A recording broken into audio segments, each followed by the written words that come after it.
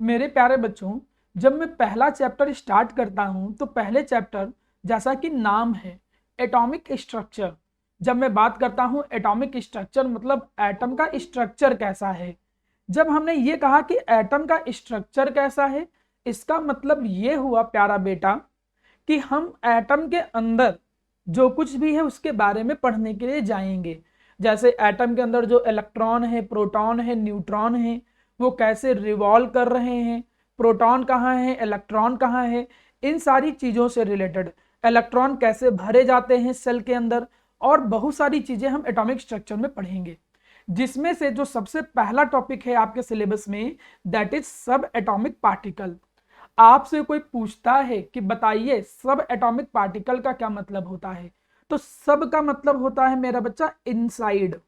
ये शब्द शायद तुमको सुना सुना लग रहा होगा जब आप मैथ में पहला चैप्टर पढ़ते हो, सबसेट करके आता है। मतलब एक बड़ा सा कोई सेट हो, उसके अंदर की कुछ वैल्यूज को लेकर जब एक सेट बना दिया जाए उसे सबसेट कहते हैं। तो सब का मतलब होता है इनसाइड। तो सीधी सी भाषा में हम बोलेंगे कि सब एटॉमिक पार्टिकल ऐसे पार्टिकल्स होते हैं जो इनसाइड एन एटम होते हैं। किसी भी एटम के अंदर जो पार्टिकल होंगे उन पार्टिकल को हम बोलेंगे सब एटॉमिक पार्टिकल। आप लोगों ने क्लास 10th तक जो पढ़ा है वो ये पढ़ा है कि भाई सब एटॉमिक पार्टिकल केवल 3 होते हैं। 3 का मतलब आपने पढ़ा होगा कि प्रोटॉन, न्यूट्रॉन और इलेक्ट्रॉन होता है। लेकिन मैं आपको एक इंटरेस्टिंग बात बताऊं कि जो टोटल नंबर ऑफ सब एटॉमिक पार्टिकल होते हैं वो 35 होते हैं।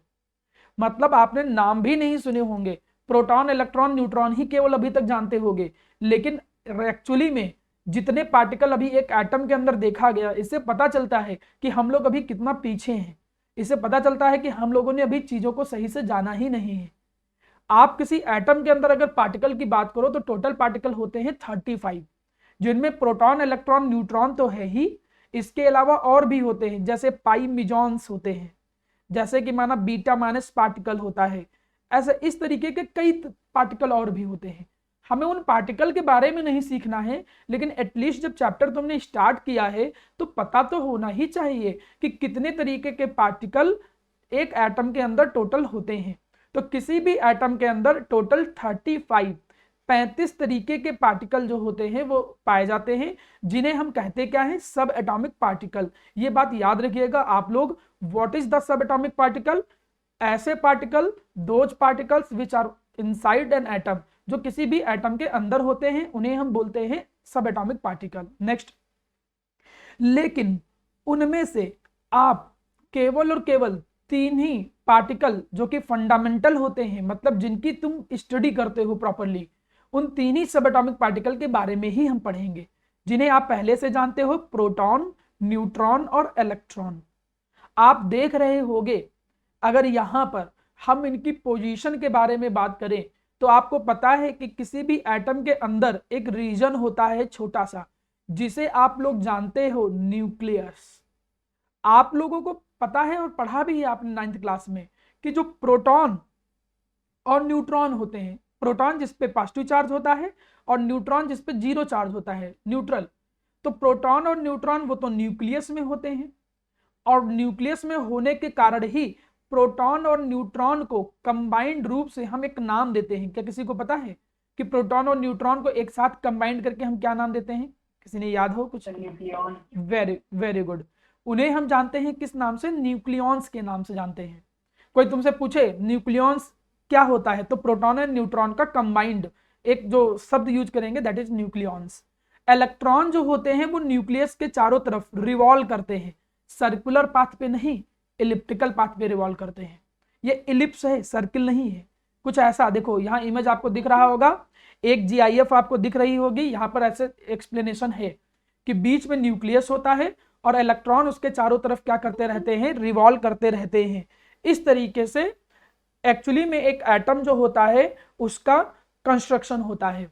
हमने जितनी बातें अभी तक आपको पढ़ाई और सिखाई, उसमें मैंने आपको केवल यह सिखाया कि सब एटॉमिक पार्टिकल वो पार्टिकल होते हैं जो किसी एटम के अंदर होते हैं। 3 फंडामेंटल सब एटॉमिक पार्टिकल होते हैं, प्रोटॉन, न्यूट्रॉन और इलेक्ट्रॉन। प्रोटॉन और न्यूट्रॉन न्यूक्लियस के रूप में सेंटर में होते हैं, इलेक्ट्रॉन उसके चारों तरफ क्या करते हैं? रिवॉल्व करते हैं। चलिए, इतनी बातें तो सीख लिया। अब एक टेबल आप यहाँ पर देख रहे हो, ये टेबल आप सब लोगों को 100% याद करनी ही करनी है। क्यों? क्योंकि कभी कभी एक नंबर में क्वेश्चन आ जाता है, आपसे पूछेगा कि बताओ मास कितना है, चार्ज कितना है।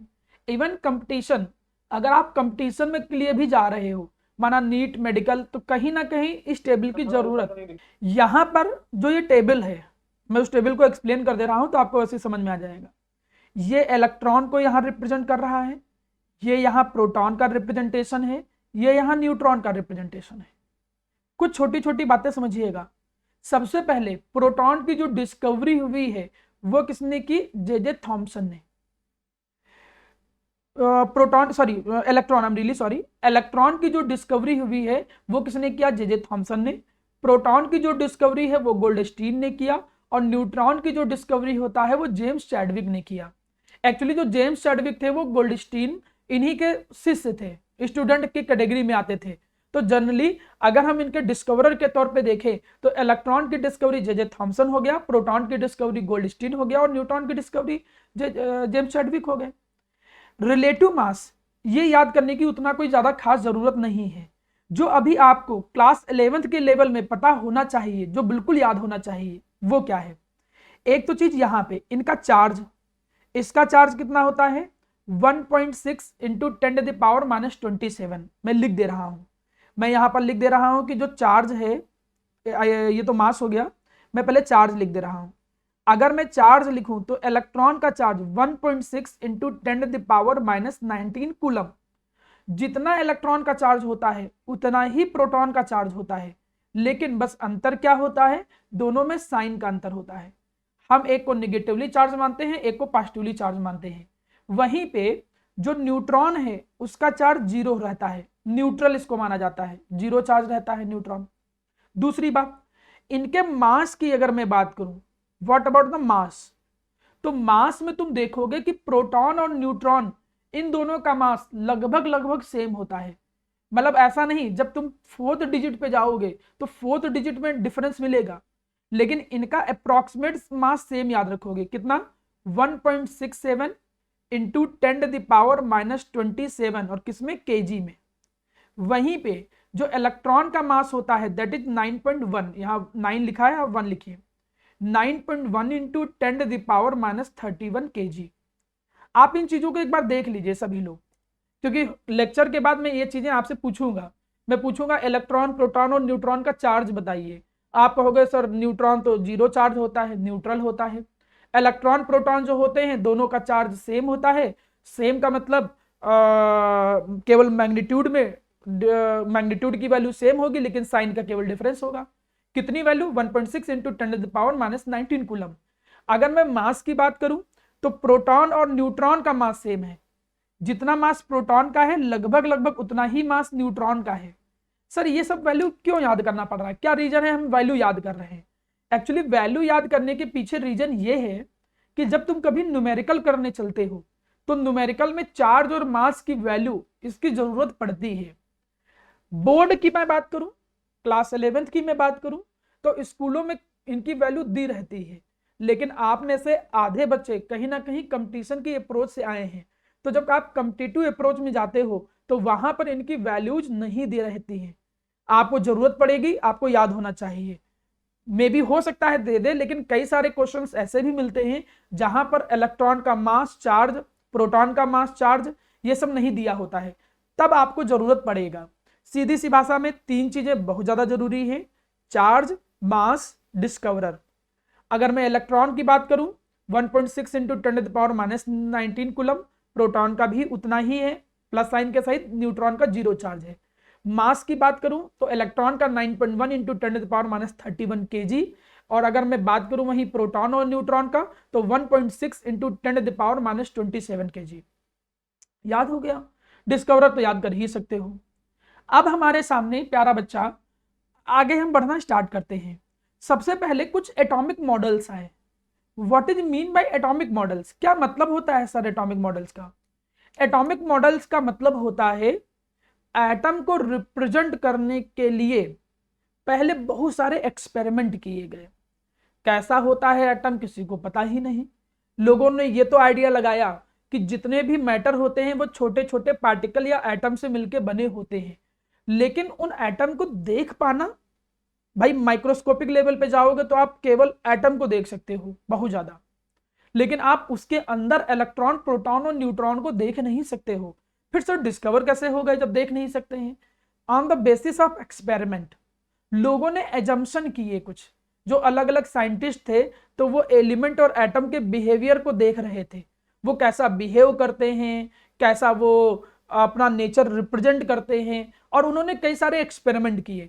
उन एक्सपेरिमेंट की बेसिस पे एटम का एक प्रेजेंटेशन दिया गया। जैसे हम लोग कभी कभी एक प्रेजेंटेशन देते हैं कुछ कि हाँ ये ऐसा ऐसा करके, वैसे ही बहुत सारे एक्सपेरिमेंट करके एटम का एक प्रेजेंटेशन दिया गया और लोगों ने या साइंटिस्ट ने कहा कि नहीं एटम कुछ ऐसा होता होगा। उस समय जिस समय बहुत कम डिस्कवरी हुई थी, लोग एक्सेप्ट करते चले गए उन मॉडल्स को, लेकिन जब आगे आगे डिस्कवरी और होती चली गई तो लोगों को पता चला कि नहीं उस मॉडल में ये कमियां हैं। जब कमियां ज्यादा होती चली गई तो वो मॉडल फेल होते चले गए। इसी फेलियर को हम लोगों ने नाम दिया लिमिटेशन एंड ड्रॉबैक्स। हमने कहा कि भाई ये लिमिटेशन और ड्रॉबैक्स हैं। उन्हीं एटॉमिक मॉडल में हम एक एक करके कैटेगरी में आते चले जाएंगे। ध्यान से सुनिए। सबसे पहला प्यारा बेटा जो मॉडल दिया गया वो जे थॉमसन ने दिया था। जे थॉमसन ने जो मॉडल दिया इसे हम प्लम पुडिंग मॉडल बोलते हैं, इसे हम रेजिन्स पुडिंग मॉडल बोलते हैं या वाटरमेलन मॉडल बोलते हैं। आजकल तो मौसम भी है वाटरमेलन का, आप देखते हो जैसे जब आप वाटरमेलन लाओ तो आप उस वाटरमेलन में क्या देखते हो?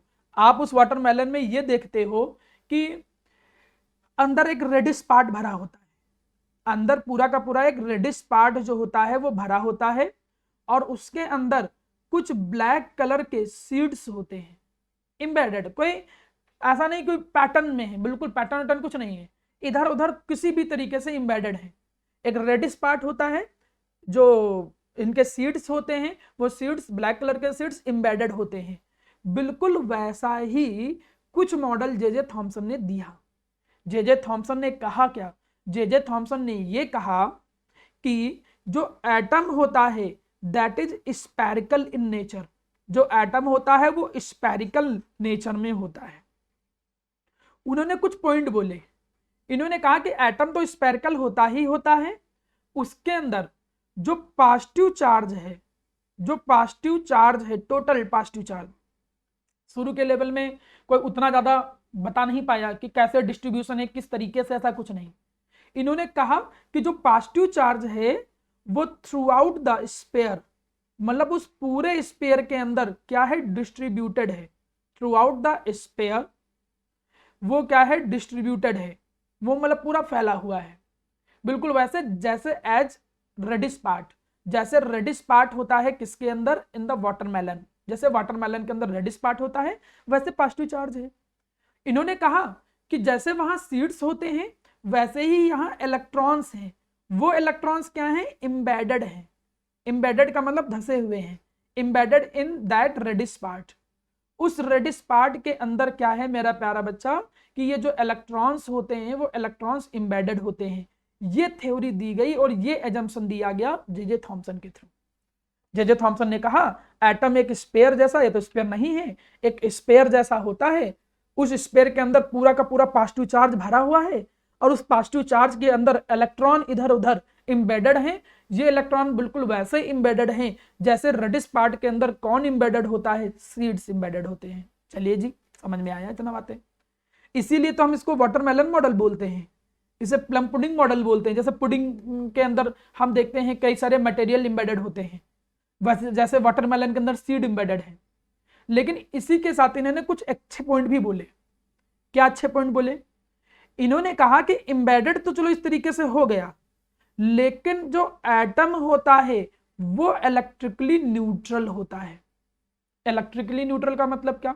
इन्होंने कहा कि जो टोटल पॉजिटिव चार्ज होगा, जो टोटल पॉजिटिव चार्ज होगा वो टोटल निगेटिव चार्ज के इक्वल होगा। ये बात भी उन्होंने बोली। उन्होंने कहा कि चाहे इलेक्ट्रॉन जैसे एम्बेडेड हो फर्क नहीं पड़ता है, प्रोटॉन चाहे जैसे फैला हो, लेकिन total positive charge total negative charge के इक्वल होगा। That's why atom is electrically neutral. तो अगर मैं इनके पॉइंट्स को अपनी फिंगर पे देखूं कौन कौन से पॉइंट्स क्लियर हुए। पहला पॉइंट, जे थॉमसन ने कहा एटम एक स्पेयर की तरीके से होता है, उस स्पेयर के अंदर पॉजिटिव चार्ज पूरे एटम के अंदर throughout the sphere uniformly distributed है वो पॉजिटिव चार्ज। इलेक्ट्रॉन जो है उसके अंदर वो क्या है, एम्बेडेड है उसी पॉजिटिव चार्ज के अंदर, और एटम जो होता है वो न्यूट्रल होता है। तो अगर आप इनको पॉइंट वाइज लिखो तो 4 पॉइंट निकल के आए, एटम स्पेयर है, एटम के अंदर पॉजिटिव चार्ज डिस्ट्रीब्यूटेड है, इलेक्ट्रॉन इधर उधर एम्बेडेड होते हैं, और total positive total negative charge के इक्वल है, मतलब न्यूट्रल है, एटम इज न्यूट्रल। इतनी बातें लगभग सीखा आपने, और इस मॉडल को हम जानते हैं किस नाम से, जे थॉमसन मॉडल के नाम से जानते हैं। अब जे थॉमसन मॉडल के बाद नेक्स्ट मॉडल सभी लोगों ने 9th क्लास में पढ़ा हुआ है, आप लोग जानते हो, मैं एक बार अटेंडेंस और ले लेता हूं। आप लोगों ने पढ़ा है इस मॉडल को रदरफोर्ड मॉडल के नाम से जानते हैं। हर बच्चे को रदरफोर्ड मॉडल लगभग पता रहता है, क्यों? क्योंकि छोटे पे ये थोड़ा इंटरेस्टिंग भी लगता था। तो कई सारे बच्चे ऐसे होंगे यहाँ पर बैठे हुए जिन लोगों ने 8th 9th में इस पे मॉडल भी बनाया होगा। चलिए, इस पे नहीं बनाते हो तो कई लोग जे थॉमसन पे मॉडल बनाते हैं। अब बातें करते हैं कुछ हम लोग। सबसे पहले अगर मैं रदरफोर्ड मॉडल की बात करूं तो रदरफोर्ड मॉडल जो होता है उसमें किया क्या गया, यहां पर उन्होंने अल्फा रे की स्कैटरिंग किया। यहां उन्होंने क्या लिया, अल्फा रे लिया, alpha rays. Sir alpha rays क्या होती हैं, इनको भी थोड़ा समझो। अल्फा रेज जो होते हैं, मैं हीलियम के न्यूक्लियस को कहता हूं। हीलियम का जो न्यूक्लियाई होता है, अगर हीलियम का तुम एटम ले लो और उस हीलियम के एटम में से इलेक्ट्रॉन बाहर निकाल दो, तो जो बचेगा वो हीलियम का न्यूक्लियस बिल्कुल अल्फा रे के बराबर होगा। मतलब He में से 2 इलेक्ट्रॉन निकाल दो तो He2+। अगर माना कहीं कोई कंपटीशन आ जाता है, कंपटीशन का एग्जाम, उसमें कोई कहता है पहचानो which radical represent the alpha ray, कौन सा रेडिकल ऐसा है जो अल्फा रे को रिप्रेजेंट करता है, तो हीलियम का न्यूक्लियस, न्यूक्लियस का मतलब इलेक्ट्रॉन जब निकाल दो तो He2+। He2+ किसको रिप्रेजेंट करता है, अल्फा रे को रिप्रेजेंट करता है। ये भी बात नंबर 1। मैंने बिल्कुल छोटे से शुरू किया, एक क्वेश्चन क्रिएट किया। क्या क्वेश्चन क्रिएट किया कि अल्फा रे किसको रिप्रेजेंट करता है, हीलियम के न्यूक्लियस को।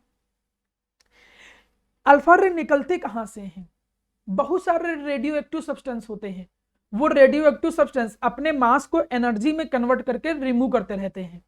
तो अल्फा रे उन्हीं रेडियो एक्टिव सोर्स से निकल रहे हैं। भाई वो रेडियो एक्टिव है, ऐसा ना हो कि प्रैक्टिकल के दौरान या एक्सपेरिमेंट के दौरान जो कर रहा हो एक्सपेरिमेंट उसको नुकसान पहुंचे, इसलिए उस सोर्स को चारों तरफ से ढक दिया गया है, एक ऐसे चीज से ढका गया है जो रेडिएशंस को एब्जॉर्ब करता है, मे बी लाइक लेड। हमने लेड से उसको कवर कर रखा है जिससे वो पूरे रेडिएशन को एब्जॉर्ब कर ले। बस केवल फ्रंट साइड से रेडिएशन निकले, केवल फ्रंट साइड से जो अल्फा रेज हैं वो अल्फा रेज केवल फ्रंट साइड से निकले, केवल इसी चीज को सोच के ऐसी लेड से हमने कोटिंग की है। ओके जी। एक्सपेरिमेंट किस पे किया गया, मैं भी पूछूंगा आप लोगों से लास्ट में कि एक्सपेरिमेंट किया गया था गोल्ड की फॉइल पे।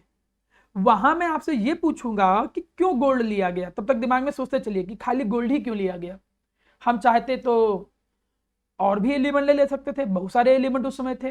भाई अपना एक्सपेरिमेंट जबरदस्ती महंगा करने का शौक थोड़ी था। अब ऐसा थोड़ी था रदरफोर्ड बहुत अमीर थे, अब कह रहे थे नहीं भाई हम एक्सपेरिमेंट करेंगे तो गोल्ड ही करेंगे, हम राजा आदमी हैं तो हम गोल्ड पे ही करेंगे और किसी पे नहीं करेंगे। ऐसा तो नहीं हुआ होगा। तो क्या रीजन है इसको भी आप सोच सकते हो तब तक जब तक मैं समझा रहा हूं उसको। इन्होंने जब अल्फा रे की स्कैटरिंग किया, अल्फा रे एक गोल्ड की फॉइल, फॉइल का मतलब पत्ती, एक मेटल को पतली पतली सीट में कन्वर्ट किया जा सकता है। इस प्रॉपर्टी को क्या कहते हैं बच्चों, बताओ? पतली सीट में कन्वर्ट करने की प्रॉपर्टी को वेरी गुड, सब लोगों को पता है मैलिबिलिटी। तो एक तो गोल्ड की मैलिबिलिटी बहुत अच्छी थी, बात नंबर 1, बाकी बातें तो बाद में। तो गोल्ड की एक पतली फॉइल ली गई। पतली फॉइल लेने का मतलब उसमें मैं अगर एटम को रिप्रेजेंट करूं तो बहुत सारे एटम होंगे, भले पतली फॉइल हो, लेकिन अगर माइक्रोस्कोपिक लेवल पे देखो तो उसके अंदर बहुत सारे एटम प्रेजेंट होंगे। उन एटम के अंदर बहुत सारे न्यूक्लियस थे। न्यूक्लियस उस समय पता नहीं चला था, बाद में पता चला। तो अभी मान के चलो कि मैं न्यूक्लियस बना दे रहा हूं, I am representing like this. These are the nucleus. ये हमने न्यूक्लियस बना दिए। जब भी कोई एक्सपेरिमेंट होता है प्यारा बेटा ध्यान दीजिएगा, जब भी कोई एक्सपेरिमेंट होता है तो हमेशा दो चीजें होती हैं, पहले ऑब्जर्वेशन देन कंक्लूजन। जैसे मैं कहूं कि माना कोई एक पर्सन है, हमने कहा ना ये ए है, हमने कहा भैया ए, ये कोई ए है, रामलाल है, हमने कह दिया माना। अब ये रामलाल जो है भाई, इसको हम ऑब्जर्व कर रहे हैं, हमने देखा कि उसको हमने ऑब्जर्व किया कि ये जो है दिन भर बातें जो है ध्यान से नहीं सुनता है, इसका मन ही नहीं लगता है, बात नंबर एक। बात नंबर दो, दूसरा ऑब्जर्वेशन हमने देखा कि दिन भर खोया खोया रहता है। बात नंबर तीन, ये घर के बाहर रहता है। तीन ऑब्जर्वेशन देखे। अब तीन ऑब्जर्वेशन पे मैं कंक्लूजन निकालूंगा। दिन भर बाहर रहता है, इसका मतलब कहीं जरूर जाता होगा मिलने के लिए। दिन भर परेशान रहता है, हो सकता है दिल विल टूट गया हो बेचारे का। और बात नहीं सुनता है, इसका कंक्लूजन क्या निकला भाई, ये मार खाने के लिए कुछ हो गए हैं। मतलब हम चीजों को ऑब्जर्व करते हैं, कुछ भी आप प्रैक्टिकल एग्जांपल कुछ भी बना लीजिए। मैं हमेशा पहले ऑब्जर्व करता हूं देन कंक्लूजन बनाते हैं। किसी पर्सन को भी देखते हो तुम लोग, अरे ये तो यार खूब घूम रहा है, पहले ऐसे कई सारे ऑब्जर्वेशन करोगे, फिर तुम अपने दिमाग में कंक्लूजन लाओगे, हाँ ऐसा कुछ होगा। बिल्कुल वैसा एक्सपेरिमेंट के साथ भी है, पहले ऑब्जर्वेशन देखे गए देन कंक्लूजन निकला। अब क्या ऑब्जर्वेशन देखे गए, देखिए यहां पर कई सारे ऑब्जर्वेशन देखे गए। एक्सपेक्टेड तो हम ये सोच रहे थे, क्या सोच रहे थे कि सारी की सारी रे कुछ इस तरीके से पास आउट हो जाएंगी, ऐसा कुछ सोच रहे थे हम। क्योंकि अल्फा रे जो होता है, सुनिए अल्फा रे जो होता है, इसकी मैं एक बात बता दूं इंटरेस्टिंग। अल्फा रे क्या होता है, पॉजिटिवली चार्ज। सर ये पॉजिटिवली चार्ज कैसे, भैया तुमने न्यूक्लियस लिया है, न्यूक्लियस किसका, हीलियम का, इलेक्ट्रॉन तो निकाल ही दियो ना, बचा कौन, प्रोटॉन। और प्रोटॉन पे चार्ज कौन सा होता है, पॉजिटिव। तो पॉजिटिवली चार्ज जो रहेगा वो हीलियम का न्यूक्लियस रहेगा। इन्होंने देखा क्या, कई सारे ऑब्जर्वेशन। इन्होंने देखा कि मैक्सिमम रे, मैक्सिमम का मतलब अधिकतर 90% अबव, मैक्सिमम रे बिना किसी डेविएशन के पास हो गए। तो हम यहां पर लिख दे रहे हैं सबसे पहले ऑब्जर्वेशन। भाई कौन कौन से ऑब्जर्वेशन ऐसे थे जो देखे गए, इनके नोट्स आप लोगों को प्रोवाइड करा दिए जाएंगे, पहले पीडीएफ देन प्रिंटेड, ठीक है, एज सुन एज पॉसिबल। कहा क्या गया, तीन ऑब्जर्वेशन देखे गए। ऑब्जर्वेशन नंबर एक कि जो मैक्सिमम रेज थे मेरा प्यारा बच्चा, maximum rays alpha rays passes through the gold foil, वो गोल्ड फॉइल के थ्रू पास हो गए विदाउट एनी डेविएशन, बिना किसी डेविएशन के, कोई भी खास डेविएशन नहीं हुआ। ये पहला ऑब्जर्वेशन देखा गया। चलो भैया दूसरा ऑब्जर्वेशन, थोड़ा बहुत ऑब्जर्वेशन ये भी देखा गया, नीचे आप डायग्राम भी देख रहे हो, थोड़ा बहुत ऑब्जर्वेशन ये भी देखा गया कि बहुत सारी रे ऐसी थी, बहुत सारी नहीं, कुछ जो थोड़े कम एंगल पे डिफ्लेक्ट हुई, कुछ रे जो है वो ज्यादा एंगल पे डिफ्लेक्ट हुई, बहुत ही कम एंगल पे डिफ्लेक्ट हुई। तो ऑब्जर्व ये किया गया कि there are some rays which are deflect by small angle and which are deflect by large angle। Deflect मतलब क्या हुआ, रिपल्सन। अल्फा रे को कौन रिपल करेगा, अल्फा रे कैसे थे चार्ज में, पॉजिटिव, तो पॉजिटिव को रिपल कौन करेगा, पॉजिटिव ही रिपल करेगा। और केवल कुछ ही था, और कुछ ही में देखा कि यार कुछ ही केवल रिपल कर रहे हैं। तो ये दूसरा कंक्लूजन वो था ऑब्जर्वेशन कि some rays, some alpha rays are deflected. ये देखा गया कि कुछ अल्फा रेज जो होते हैं वो डिफ्लेक्ट होते हैं by small angle and some are deflected, और कुछ ऐसे थे जो डिफ्लेक्ट हो रहे थे बाई लार्ज एंगल। कुछ ऐसे थे जो स्मॉल एंगल से डिफ्लेक्ट हो रहे थे बच्चों, और कुछ ऐसे थे जो ज्यादा एंगल से डिफ्लेक्ट हो रहे थे। ये दूसरा ऑब्जर्वेशन है। मैं फिर से वही बात, पहले observation then conclusion. Next last conclusion ये, सॉरी ऑब्जर्वेशन, लास्ट ऑब्जर्वेशन ये देखा गया कि बहुत ही कम, very very less, approximate 1 or 2 from the 20,000, 20,000 में से एक या दो ऐसे थे जो अपने पाथ पे रिटर्न बैक हो गए। ये भी ऑब्जर्वेशन में देखा गया। तीसरा जो ऑब्जर्वेशन देखा गया, वेरी फ्यू, वेरी फ्यू का मतलब अप्रॉक्सीमेट 1 और 2 फ्रॉम 20,000, 20,000 में से 1 या 2 वो क्या हो गए, return back to their path, वो अपने पाथ पे क्या हो गए, रिटर्न बैक हो गए। 3 ऑब्जर्वेशन हो गए भाई जी। ऑब्जर्वेशन तो देख लिया एक्सपेरिमेंट के थ्रू, कोई प्रॉब्लम नहीं, समझ में भी आ गया। अब जरा आ जाओ कंक्लूजन पे, हमें बताएं जरा कि आप ही लोग बताएंगे हमें पहला कंक्लूजन। अब हम लोग now we are going to discuss conclusions कि क्या कंक्लूजन निकला। ज्यादातर मैक्सिमम जो रे थी वो सीधे पास हो गई बिना डेविएशन के। इसका क्या मतलब हुआ बच्चों कि मैक्सिमम बिना डेविएशन के पास हो गए? कुछ आइडिया पढ़ा होगा 9th में। सब प्रोटॉन से दूर थी थोड़ा। नहीं, मैक्सिमम रे बिना किसी डेविएशन के पास हो गए, इसका ये कंक्लूजन निकला। हाँ, there, very good, there are lot of space, बहुत ज्यादा स्पेस जो है वो एम्प्टी है, बहुत ज्यादा स्पेस जो है वो एम्प्टी है इन द एटम। एटम के अंदर काफी ज्यादा स्पेस जो है वो एम्प्टी है, पहला। कुछ डिफ्लेक्ट हुए स्मॉल एंगल से, कुछ डिफ्लेक्ट हुए लार्ज एंगल से। डिफ्लेक्शन तभी होता है जब पॉजिटिव चार्ज हो कोई। तो उन्होंने कहा देयर आर सम, इन्होंने कंक्लूजन का निकाला, there are some positive charge, उन्होंने कंक्लूजन ये निकाला कि there are some positive charge at the centre. इन्होंने ये कंक्लूजन निकाला कि कुछ पॉजिटिव चार्ज सेंटर पे होगा, जिसका आगे चल के नाम दिया गया मेरा प्यारा बच्चा, क्या, न्यूक्लियस। Third one. अब तीसरी चीज भैया मेरा बच्चा क्या हुआ कि बहुत ही कम, मतलब 20,000 में से 1 या 2 वो रिटर्न बैक हो गए। रिटर्न बैक का मतलब अपने पाथ पे वापस आ गए। इससे ये निकाला गया कि ये जो न्यूक्लियस है, जो स्मॉल पॉजिटिव चार्ज है, वो वेरी स्मॉल साइज का है, बहुत ही छोटा है। इतने छोटे स्मॉल साइज का है तभी तो 1 ही 2 रिटर्न हुए। एंड हाईली डेंस है, तभी रिटर्न बैक होने के चांस भी रहते हैं चीजों के, एब्जॉर्ब की जगह रिटर्न हो जाता है। ऐसा समझो, एक एग्जांपल देता हूं मैं। तुम अगर एक क्रिकेट की बॉल लो, उस क्रिकेट की बॉल को हार्ड सरफेस फर्श पे डालो, खासकर मैं लेदर की नहीं बात कर रहा हूं, अभी मैं रबर की बात कर रहा हूं। तो रबर की अगर बॉल, और इवन लेदर की भी ले लो, तो लेदर की बॉल लो तुम फर्श पे डालो, तो फर्श से वो थोड़ा बहुत रिटर्न बैक लेगा।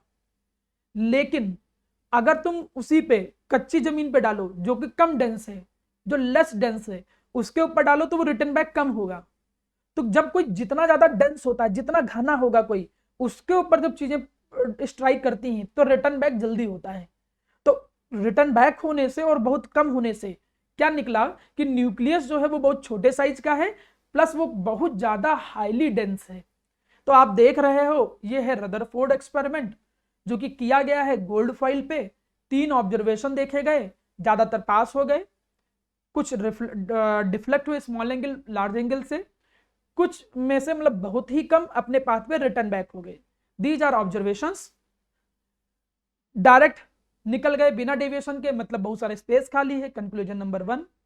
कुछ डिफ्लेक्ट हो रहे हैं, मतलब पॉजिटिव चार्ज है सेंटर पे कहीं, तभी डिफ्लेक्ट होगा, अल्फा रे पॉजिटिव और पॉजिटिव चार्ज डिफ्लेक्ट करेगा।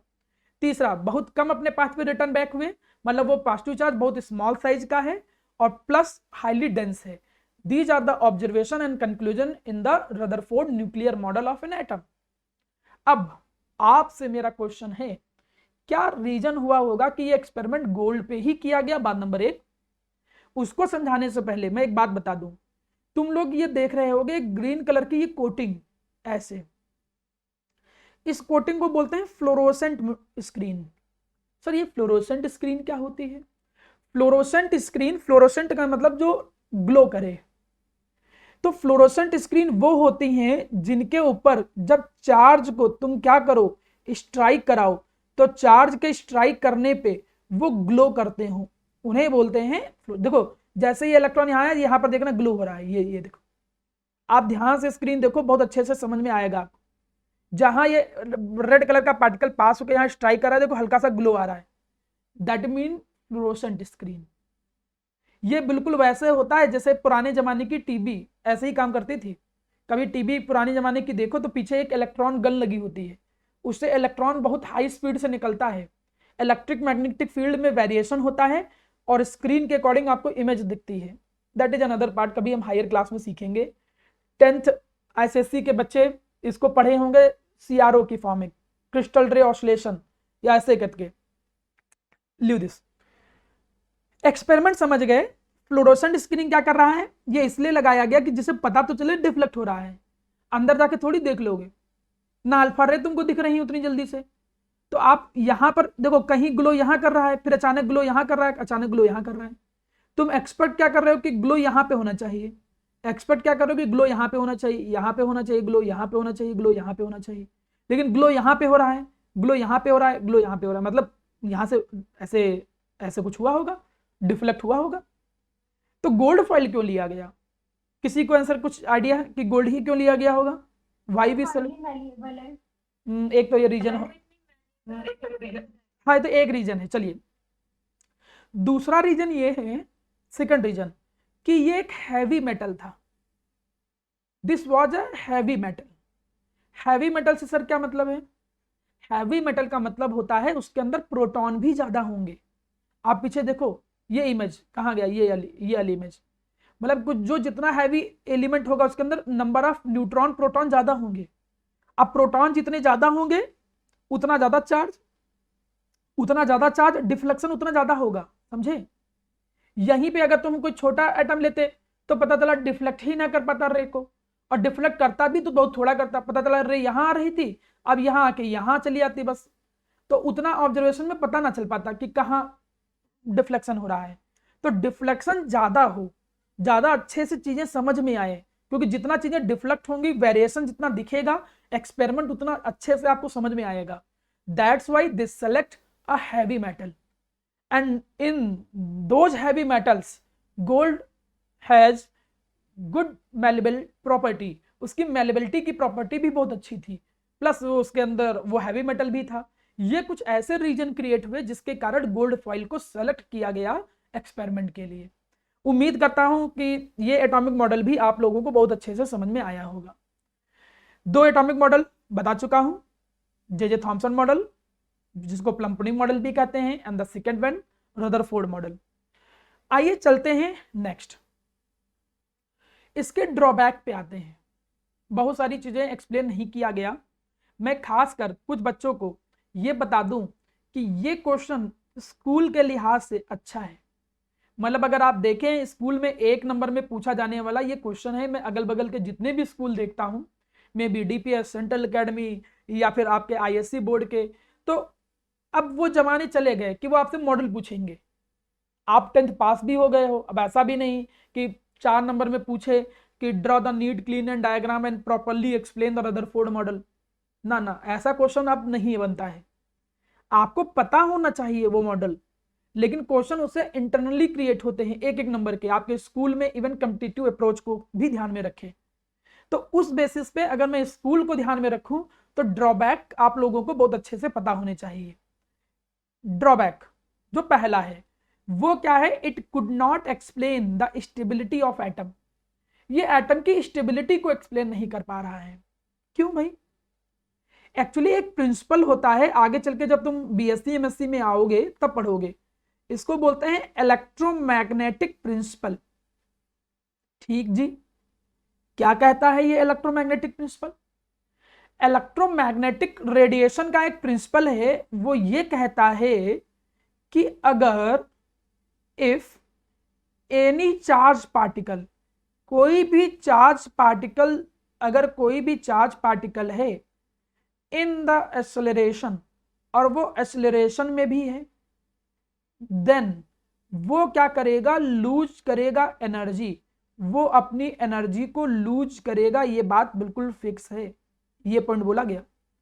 कोई चार्ज पार्टिकल होना चाहिए, कोई भी हो, इलेक्ट्रॉन, प्रोटॉन, न्यूट्रॉन, कोई भी पूरी दुनिया में चार्ज पार्टिकल हो, वो अगर एक्सेलरेशन में है, एक्सेलरेशन का मतलब आप जानते हो, अगर वो एक्सेलरेशन में है तो वो अपनी एनर्जी को लूज करेगा। ठीक है, अब हमें एक बात बताओ जरा, अगर इलेक्ट्रॉन उसके चारों तरफ रिवॉल्व कर रहा है तो ये एक्सेलरेशन में कैसे हुआ? जरूरी तो नहीं कि स्पीड बदल रही हो, हमने कहा स्पीड उसकी सेम ही हर जगह पे, तब भी वो एक्सेलरेशन में है। क्यों? आइडिया तो समझ में आ रहा होगा ना, फिजिक्स आती होगी थोड़ी बहुत। चलो मैं समझाता हूं। भले उसकी स्पीड सेम हो, लेकिन हर मूवमेंट पे क्या हो रहा है, उसकी डायरेक्शन बदल रही। देखो, और आपको मालूम है कि वेलोसिटी जो होती है वो एक वेक्टर क्वांटिटी है। वेक्टर क्वांटिटी का मतलब मैग्नीट्यूड प्लस डायरेक्शन, समझ रहे हो? तो अगर स्पीड भी सेम है और डायरेक्शन भी चेंज होगी, तब भी हम कहेंगे वेलोसिटी चेंज हो रही है। और आप सब लोगों को पता है rate of change of velocity with respect to time, that is acceleration, वो होता है एक्सेलरेशन। फिजिक्स में पढ़ा है सब लोगों ने। मतलब अगर कोई चार्ज पार्टिकल सर्किल में घूम रहा है या सर्किल जैसा कोई पाथ पे घूम रहा है, तो उसकी डायरेक्शन चेंज हो रही है हर मोमेंट पे। और डायरेक्शन जब उसकी चेंज होगी तो मतलब वेलोसिटी चेंज हो रही है, और वेलोसिटी चेंज होगी मतलब एक्सेलरेशन में है। तो प्रूफ हो गया, a charge particle moving in a circular path is in acceleration mode. अब एक्सेलरेशन में है तो अपनी एनर्जी को भाई लूज करेगा ही करेगा, ये तो इलेक्ट्रोमैग्नेटिक प्रिंसिपल कहता है। तो अगर वो इलेक्ट्रॉन अपनी एनर्जी को लूज करता, तो लूज करने में उसका पाथ छोटा हो जाता। जितना एनर्जी लूज करता उतना पाथ छोटा होके फाइनली उसको क्या होता कि जब पाथ उसका छोटा होता चला जाता, वो फाइनली उसको न्यूक्लियस में गिर के क्या हो जाना चाहिए था, डिस्ट्रॉय। क्योंकि इलेक्ट्रॉन पे निगेटिव और न्यूक्लियस पे पॉजिटिव, डिस्ट्रॉय हो जाना चाहिए था। ये पाथ देख रहे हो तुम लोग, इमेज में दिख रहा है। इलेक्ट्रॉन अगर ऐसे से रिवॉल्व करता, पाथ छोटा होता चला जाता, फाइनली न्यूक्लियस में गिरकर उसको डिस्ट्रॉय हो जाना चाहिए था। मतलब एटम तो एग्जिस्ट करने ही नहीं चाहिए थे।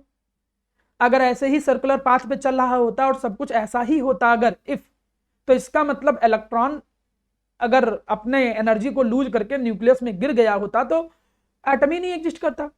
और एटम तो एग्जिस्ट करते हैं, हम देखते हैं। तो रदरफोर्ड मॉडल के बेसिस पे एटम होना ही नहीं चाहिए, इलेक्ट्रोमैग्नेटिक प्रिंसिपल ये कहता है। तो पहला ड्रॉबैक ये है, it could not explain the stability of atom. मतलब लोग ये कहते हैं कि एटम स्टेबल ही नहीं होना चाहिए था, फिर भी लेकिन एटम तो स्टेबल होते हैं। तो ये पहला पॉइंट नहीं एक्सप्लेन कर पाया, एटम स्टेबल क्यों है ये नहीं एक्सप्लेन कर पाया। दूसरा point, it does not tell, ये नहीं बता पाया इलेक्ट्रॉनिक कॉन्फ़िगरेशन और distribution of electron in the atom. Atom के अंदर कैसे डिस्ट्रीब्यूशन होगा ये तो बोल दिया गया भैया। जब ये कंक्लूजन निकला ना, तो उस कंक्लूजन पे ये कुछ बातें बोली गई, मैं उन बातों को बता दूं। ये बातें बोली गई कि न्यूक्लियस बीच में प्रेजेंट है और उसके चारों तरफ इलेक्ट्रॉन जो होता है वो सर्कुलर पाथ पे रिवॉल्व कर रहा है। ये बात बोली गई रदरफोर्ड ने लास्ट में।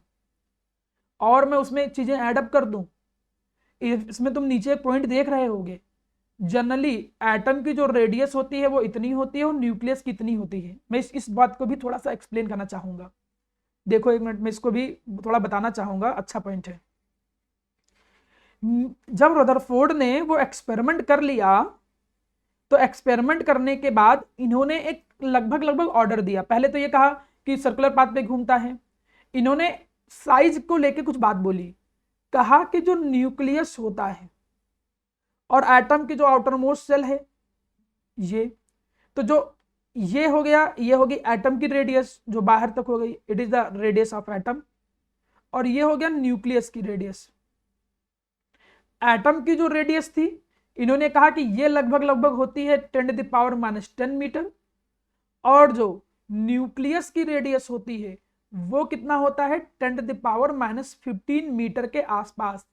मैं बात बता दूं ना, भले स्कूल में ये कम आता हो, लेकिन ये चीज आने वाले केमिस्ट्री का यूज कभी भी तुम आगे चल के कोई एग्जाम में अगर देखोगे, जैसे खासकर एसएससी हो गया, सीजीएल हो गया, रेलवे के एग्जाम हो गए, या फिर माना आपके नेवी के एग्जाम हो गए, कोई भी आप एग्जाम देख लो, उनमें केमिस्ट्री में से ये पॉइंट बहुत पूछा जाता है कि एटम का साइज कितना होता है 10⁻⁻10, न्यूक्लियस का कितना होता है 10⁻⁻15। हम बड़े खुशी ऐसे बनाते हैं, जानते हो कैसे? कभी एटम बनाना हो तो आप ऐसे बनाते हो, ऐसे बनाओगे एटम और ऐसे बनाओगे न्यूक्लियस, जबकि न्यूक्लियस बहुत छोटा होता है एटम के साइज में। एटम के रिस्पेक्ट में न्यूक्लियस काफी छोटा होता है। कितना अंतर है खुद देखो यार, हमारी बात क्यों सुनो। 10⁵ का अंतर है, 10⁵ का अंतर, इतना लगभग डिफरेंस होता है। मतलब मैं अगर एक क्रिकेट की बॉल यहां रख दूं, क्रिकेट की बॉल, तो यहां से 5 किलोमीटर तक की रेडियस खींचो, जितना बड़ा आपका एरिया आएगा उतना समझो। क्रिकेट की बॉल अगर न्यूक्लियस है तो यहां से 5 किलोमीटर, मतलब अगर मैं जानकीपुरम में हूं तो इंजीनियरिंग कॉलेज, तो इंजीनियरिंग कॉलेज तक का अगर तुम स्पेयर बनाओ उतना बड़ा एटम होता है और क्रिकेट की बॉल न्यूक्लियस होता है। ये एक थोड़ा सा ऑर्डर देख रहे होंगे। हमने रदरफोर्ड मॉडल समझा। रदरफोर्ड मॉडल की दो लिमिटेशन, ये एटम की स्टेबिलिटी नहीं एक्सप्लेन कर पाता है कि एटम स्टेबल क्यों होते हैं, ये यही नहीं बता पाता है। दूसरी बात, वो ये नहीं बता पाता है मेरा प्यारा बच्चा कि एटम जो होते हैं उनके अंदर इलेक्ट्रॉन का डिस्ट्रीब्यूशन कैसे होता है। इन सारी चीजों की, इन सारी बातों का एक्सप्लेनेशन नहीं दिया जा पाया। किसके थ्रू? रदरफोर्ड मॉडल के थ्रू। दो मॉडल हमने डिस्कस किए हैं,